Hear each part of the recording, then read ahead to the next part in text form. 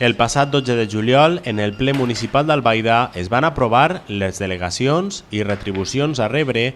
En quant a les regidories, l'alcalde Josep Albert ens explica el repartiment. Josep Albert, a més de l'alcaldia, assumeix les àrees de personal, obres i serveis municipals, policia local, trànsit, seguretat ciutadana i noves tecnologies, assumint també la coordinació de totes les àrees delegades. Eva Tormo és la primera tinent d'alcalde i assumeix la regidoria de Benestar Social i Sanitat. Joan Antoni Juan Perona té el segon tinent d'alcalde i assumeix la regidoria d'Economia i Hisenda. Lucía Company Tormo és la tercera tinent d'alcalde i assumeix la regidoria de Cultura, Educació i Joventut. Càndid Ignasi Penalba Peiró assumeix la regidoria de Promoció Econòmica, Turisme, Esport i Festes. José Vicente Palací Barberà assumeix la regidoria d'Urbanisme, Patrimoni i Medi Ambient.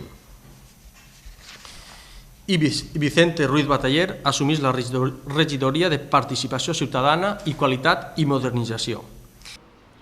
En quant als sous, el de l'alcalde s'ha rebaixat un 25% a diferència del de Juan José Beneito, que rebia 40.000 euros. Josep Albert cobrarà 38.000.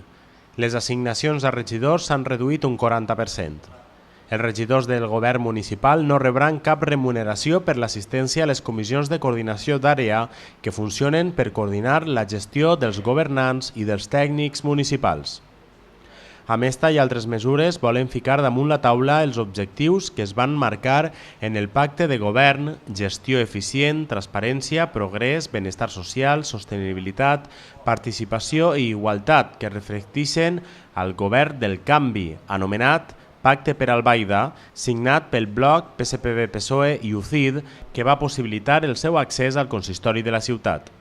Aquest pacte recull i estableix una sèrie d'objectius compartits com són la gestió eficient, la transparència, el progrés, el benestar social, la sostenibilitat, la participació i la igualtat. A més, cal destacar que d'entre els acords programàtics definits al pacte estan garantir els serveis públics bàsics als ciutadans d'Albaida, amb una gestió eficient, equilibrada i participativa dels recursos, efectuar una auditoria econòmica de procediment i de personal, una auditoria econòmica que ja ha començat. Aplicar el pla de sanejament econòmic per reduir l'endeutament. Fomentar polítiques actives d'ocupació i de formació. Establir mecanismes de participació ciutadana.